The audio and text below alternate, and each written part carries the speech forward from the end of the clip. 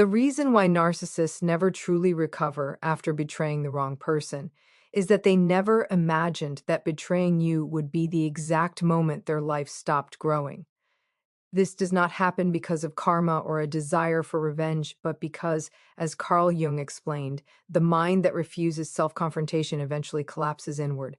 This is not about them losing you. It is about how betraying you quietly destroyed the only chance they had to become a whole person. From a Jungian perspective, betrayal by a narcissistic personality is not a moral accident, an impulsive choice, or a momentary lack of empathy. It is a structural certainty rooted in the design of a fragmented mind. To understand why the narcissist was driven to betray you, we must abandon surface-level explanations like fear of commitment, selfishness, or even cruelty, and look into the deeper mental workings described by Carl Jung, specifically the relationship between ego, persona, shadow, and the absent or underdeveloped self. The narcissistic individual does not possess a solid inner center where a psychologically integrated person develops a gradual relationship with the self.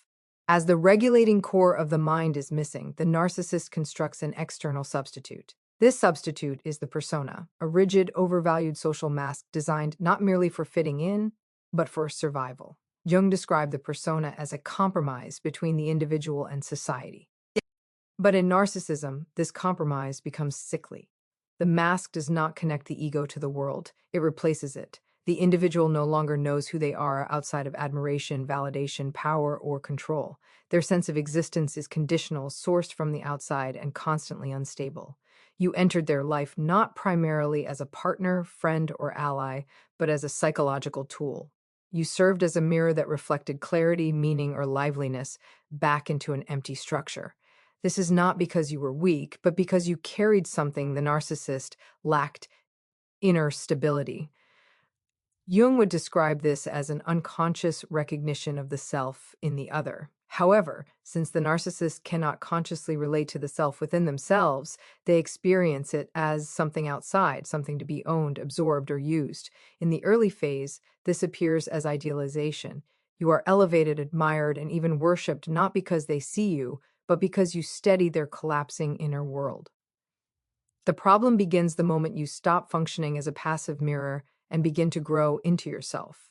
Individuation in Jungian terms is the process by which a person becomes psychologically whole by integrating unconscious contents, including the shadow. When you assert boundaries, develop independence, or simply remain internally consistent in the face of their manipulation, you trigger a major mental crash within the narcissist. Your consistency exposes their inconsistency. Your grounded nature highlights their fragmentation. This is not perceived consciously as being threatened, but is felt unconsciously as a fear of total destruction. Their ego, already weak, senses that the mask is cracking. At this stage, the shadow emerges. The shadow, according to Jung, contains all the aspects of the personality that the ego refuses to accept: envy, rage, neediness, feelings of inferiority, and shame. In a well-integrated mind, the shadow can be gradually absorbed. In a narcissistic structure, it cannot. The ego is too fragile to tolerate facing itself. Instead of integration, the narcissist relies on projection. Everything unbearable within them is pushed outward and assigned to you. Suddenly, you are the one who is selfish, cold, ungrateful, controlling, or disloyal. This psychological reversal is not a lie in their subjective experience. It is a protective delusion. Projection allows them to maintain the illusion of superiority while avoiding a mental breakdown. Betrayal is the behavioral expression of this projection. It is not merely an act against you. It is an act for the saving of the fake self. By betraying you, the narcissist symbolically breaks the mirror that reflects their own lack of worth. Jung emphasized that when the shadow is not integrated, it acts on its own, often with destructive force. The narcissist experiences this as an internal command rather than a choice. They feel driven to devalue, discard, or replace you, because your presence has become unbearable. You now represent truth, and truth is deadly to a mind built on illusion. It is crucial to understand that betrayal in this context is not about desire for someone else. The third party is accidental. What matters is the psychological function they serve: a new, unthreatening mirror that can be idealized without demanding depth. The narcissist does not move toward another person. They move away from self-awareness. Betrayal is an escape route from personal growth. Jung warned that when growth is resisted, life itself turns destructive. The narcissist chooses destruction outward to avoid falling apart inward. Another critical Jungian concept here is libido, not merely sexual energy, but mental energy as a whole. In healthy development, libido is invested inwardly as well as outwardly, allowing reflection, meaning-making, and creativity. In narcissism, libido is almost entirely directed outward. The narcissist feeds on attention, admiration, and emotional reactions.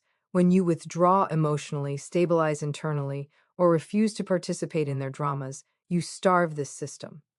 The loss of energy is experienced as panic. Betrayal becomes a desperate attempt to restore the flow of energy. It is not pleasure, it is driven by survival. This is why narcissists often betray precisely those who are most valuable to them. The more psychologically whole you are, the more dangerous you become to their internal balance. Jung noted that encounters with the self are often experienced as frightening or overwhelming. For the narcissist, you unconsciously symbolize the self they cannot access. Your presence becomes a constant reminder of their own absence. Betrayal, therefore, is not a rejection of you, it is a rejection of the self. Importantly, this process is unconscious. Asking why they did it, seeking closure, or expecting insight is useless because insight would require ego strength they do not possess. The narcissist does not know why they betrayed you in any meaningful psychological sense. They make excuses after the fact, constructing stories that preserve their self-image. Jung referred to this as ego defense. The mind rearranges reality to avoid self-judgment. The story changes, but the structure remains the same. From your side, this betrayal often feels sudden, shocking, and unfair. That is because you were relating authentically while they were relating functionally. You assumed give and take where there was only reflection. When the mirror no longer served its function, it had to be shattered. This is not cruelty for cruelty's sake.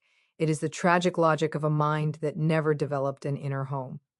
In Jungian depth psychology, tragedy is not caused by evil intent, but by a lack of awareness. The narcissist's betrayal is tragic because it seals their fate. By destroying the relationship that could have sparked growth, they ensure endless stagnation.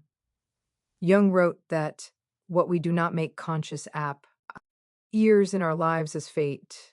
Betrayal is the narcissist's fate acted out upon you, but its consequences remain with them. This reveals the central truth. The narcissist did not betray you because you were unworthy, replaceable, or naive. They betrayed you because your presence activated a mental conflict they were structurally incapable of resolving.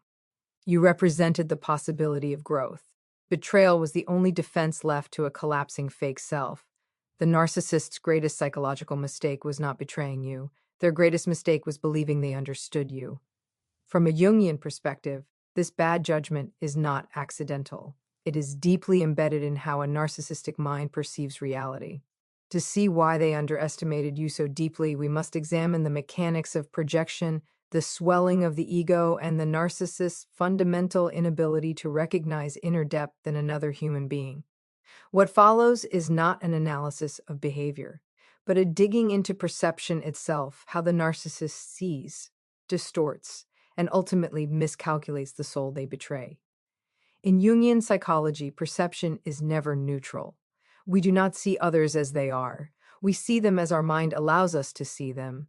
The narcissist's mind is dominated by projection, a defense mechanism Jung described as the unconscious transfer of inner contents onto external objects. In healthy individuals, projection is gradually withdrawn through self-reflection. In narcissism, projection becomes permanent. The inner world is so empty and so threatening that it must be continuously pushed outward. As a result, the narcissist does not encounter people. They encounter psychological placeholders. When the narcissist first encountered you, they did not perceive your inner strength, your reflective capacity, or your hidden independence. They perceived a function. You appeared calm, empathetic, grounded, or emotionally intelligent. And these qualities were instantly taken as resources rather than recognized as signs of personal growth. In Jungian terms, they mistook your closeness to your true self for obedience, your depth for availability, and your silence for weakness. This is the narcissist's first fatal misreading. They assume that what is not aggressively defended does not exist. The narcissistic ego equates power with visibility. Loudness, dominance, emotional volatility, and control are interpreted as strength, while restraint, reflection, and inner consistency are interpreted as weakness. This is because the narcissist's ego is swollen but brittle. Jung warned that ego inflation creates a false sense of being all-powerful while simultaneously increasing vulnerability to collapse. The narcissist feels powerful only when overpowering. They cannot conceive of strength that does not require external validation. As a result, they misjudge those whose power is internal precisely because such power does not announce itself. Your presence activated a dangerous illusion in that you needed them more than they needed you. This belief is not arrogance in the conventional sense. It is a perceptual distortion born of projection. The narcissist projected their own dependency onto you because they require external mirrors to exist psychologically. They assume you do as well because they fall apart without attention. They assume you will collapse without them. This is why narcissists often behave with reckless confidence during betrayal. They are convinced that you will remain emotionally anchored to them, orbiting their absence, desperate for closure or validation. Jung described this mechanism as unconscious identification. The narcissist identifies you with the parts of themselves they cannot tolerate. Your emotional depth becomes neediness. Your loyalty becomes attachment. Your introspection becomes passivity. This distortion allows them to feel superior while simultaneously justifying abandonment. They believe they are moving forward while you are being left behind, when in fact the opposite psychological path is unfolding. Another crucial factor in their bad judgment is the narcissist's inability to perceive the self in another person. In Jungian theory, recognition of the self in others requires prior contact with the self within oneself. Because the narcissist has not undergone personal growth, the self remains unconscious, feared, or entirely absent from their inner landscape. As a result, when they encounter someone who is closer to the self, they cannot recognize it as independence or wholeness. They interpret it as emotional detachment or lack of dependency. This misunderstanding is disastrous. You are not bonded to them through dependency. You are bonded through choice. You are not attached because you feared abandonment. You were present because you were integrated enough to remain. The narcissist does not understand this difference. To them, all bonds are transactional. All intimacy is leverage, and all closeness is control. When they betray you, they assume they have removed the central pillar of your emotional structure. They do not realize that they were never the pillar, they were merely a chapter. This leads to the second fatal error. The narcissist believes that betrayal diminishes you. In their internal logic, value is external and comparative. To be chosen is to be valuable, and to be discarded is to be worthless. This logic applies to themselves as well, which is why they cannot tolerate rejection. They assume you operate under the same psychological economy. They do not comprehend that your value is not derived from being chosen by them, but from being aligned with yourself. This miscalculation is profound because it blinds them to what is actually happening beneath the surface of the betrayal. While the narcissist believes they are asserting dominance, you are undergoing psychological reorganization. Jung emphasized that crisis often starts personal growth. The break created by betrayal forces unconscious material to surface. But unlike the narcissist, you possess the ego strength to confront it. The narcissist assumes pain equals weakness. In reality, pain is the doorway to transformation. They mistake your initial silence or withdrawal for collapse when it is in fact containment. The narcissist also misjudges time. Their mind is oriented toward immediate relief. Urgency, rapid validation, immediate replacement, and swift narrative manipulation define their approach. They operate under the assumption that the first to react is the loser and the one who moves on with the greatest speed is the winner. However, Jungian psychology functions on a fundamentally different timescale. Integration is a slow process. Meaning reveals itself only gradually.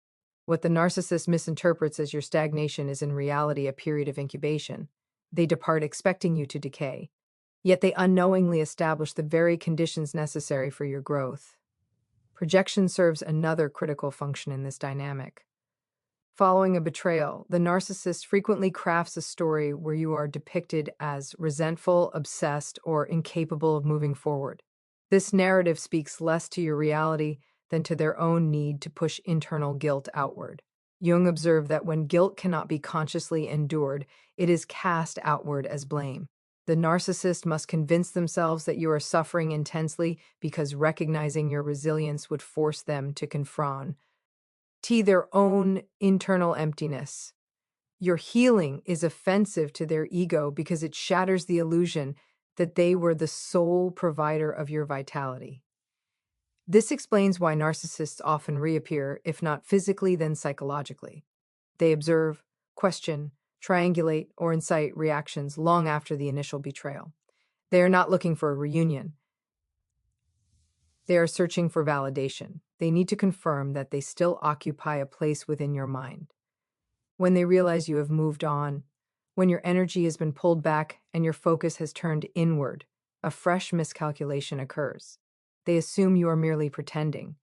They view your calmness as a mask. They cannot grasp the concept of authentic detachment because such detachment would signal their own destruction. Jung characterized this state as the failure to withdraw projections. The narcissist cannot fathom that you have reclaimed your personal power because they lack the capacity to do the same. They remain trapped in a world of external mirrors, constantly hunting for reflections of their own worth. When you exit this exchange, you become a puzzle to them. They swing between dismissing you and becoming fixated on you, not out of affection, but because your independence challenges their entire reality. At a fundamental level, the narcissists misread you because they confused your humanity for predictability. They thought that by charting your actions, they had mastered your soul. Jung cautioned against such simplification, noting that the mind is symbolic rather than mechanical. You were not following a script. You were acting from a shifting internal core. This made you essentially unknowable to an individual who only perceives the surface. The irony is sharp. The narcissist felt superior because they felt less. They believed emotional coldness was a sign of power. In truth, their numbness was a shield against internal collapse. You, possessing the ability to feel intensely without breaking, held a type of strength they could neither comprehend nor withstand. They betrayed you, believing you would remain psychologically frozen where they left you. They failed to realize that betrayal acted as the final cut to the projection, the moment your spirit was liberated from maintaining their fantasy. Therefore, this reveals the central truth. The narcissist did not misjudge your actions. They misjudged your structure. They mistook internal stability for fragility, independence for neediness, and silence for a vacuum. Their betrayal was carried out with a confidence rooted in deep ignorance, and that ignorance guaranteed their eventual internal defeat, regardless of whether they ever consciously admit it. The moment betrayal transformed into a psychological final judgment involves the backlash of the shadow and the failure of the libido. From the view of Jungian depth psychology, the true fallout of betrayal does not occur when the narcissist exits, deceives, replaces, or ensue LTU. Those gestures are merely surface-level shifts. The significant event happens later internally, quietly, and permanently. The narcissist starts a shadow reaction that their psychological structure is unable to endure. What looks like freedom or success on the outside is on the inside the start of a psychological breakdown. Betrayal becomes a point of no return, not due to fate or morality, but because it breaks the already weak balance between the ego, the persona, and the shadow in a way that is unfixable. In Jungian theory, the shadow does not strike back out of spite. It compensates for a lack of balance. When a person lives in opposition to their psychological truth, the unconscious reacts with growing intensity. In a healthy person, this compensation shows up as tension, dreams, or guilt, signals intended to pull the ego back to the true self. In the narcissist's mind, these signals cannot be processed. Their ego is too thin, their persona too rigid, and their shadow too huge. Betrayal speeds up this imbalance because it discards the last stabilizing factor. Before the betrayal, the narcissist's mind was already in a fragile state. Their ego survived by delegating regulation to outside sources. You were not just a partner, you were a psychological stabilizer. Your focus calmed their nerves. Your presence filled their emptiness. Your emotional reactions soaked up their projections. Jung would call this a parasitic bond to the libido. Vital energy that should move inward is instead drained outward and pinned to someone else. This setup is unstable but works like a crumbling building held up by outside supports. Betrayal pulls those supports away. The narcissist thinks they are shedding a burden or a threat. In truth, they are severing the last line through which life force entered their mind. Jung stressed that libido is more than just drive. It is a force of meaning and vitality. When this energy fails, depression and psychological numbness take over. The narcissist may not feel this immediately because they scramble to find a new mirror. But a replacement does not fix the original energy gap. It only postpones the crash. This is where the shadow backlash begins. The shadow, long hidden and projected onto others, loses its primary external container. All the envy, shame, and anger that were forced onto you now have no place to land. Jung warned that when projections are pulled back suddenly, the ego can be overwhelmed by the unconscious. For a narcissist, this is ruinous. They experience this not as clarity, but as turmoil. Tension rises. Sleep fails. Irritation becomes permanent. Joy fades. The mind begins to feed on itself. At this point, the narcissist often ramps up their outward antics. They hunt for more praise, more thrills, and more dominance. They push harder. Jung described this as compensatory inflation. When the inner void grows, the ego tries to stretch outward to hide the gap. This is why they often seem frantic or overly happy after a betrayal. They are not free. They are overcompensating. The mask gets louder and more theatrical. But this swelling always leads to a fall. The more the mask is blown up, the more fiercely the shadow hits back. The vital Jungian concept here is the independence of the shadow. When the shadow is denied a place in the light, it does not vanish. It gains a life of its own. Jung noted that ignored unconscious content starts to act like an independent entity. The narcissist feels sudden shifts in mood, paranoia, and intrusive thoughts. They feel hunted without a clear reason. They see threats in neutral moments. They become obsessed with status and competition. This is not progress. It is a step backward. Betrayal cements this backward slide. By choosing to betray, the narcissist makes a symbolic claim. I will not look at myself. This choice shuts the door on the possibility of self-realization. Jung was clear that growth requires facing the shadow. Without that, the mind rots or stays stuck. The narcissist, having smashed the mirror that showed their inner lack, sentences themselves to a loop of repetition. Every new bond starts at a lower level than the last because the shadow is heavier and the ego is thinner. The collapse of meaning follows. Without internal purpose, their drive becomes brittle. They chase novelty and praise, but none of it feeds the soul. Jung likened this to a desert, activity without growth, movement without a goal. Eventually, the narcissist feels only chronic boredom and bitterness. They may blame others or bad luck for their misery. In truth, it is the internal result of living against the self. The most tragic part of this failure is that it is hidden. They may keep up their public life for years working and socializing, but inside their depth is washing away. Empathy dies, curiosity stops, creativity burns out. Jung believed that when the mind is cut off from the self, life becomes robotic. The narcissist keeps moving but stops growing. Betrayal speeds up this deadening because it removes the last space where the unconscious could have surfaced. Meanwhile, they develop an unconscious obsession with the betrayal itself. Not in a clear way, but through twisted stories where you were the villain or the weak one. These tales protect the ego from the fact that betrayal did not liberate them, it emptied them. Jung noted that the mind would rather hold on to a lie than face a soul-crushing truth. The narcissist holds on tight because the truth reveals a hollow core.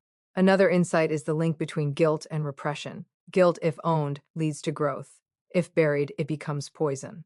The narcissist cannot own guilt without their ego breaking, so it drops into the shadow and turns into cynicism and contempt.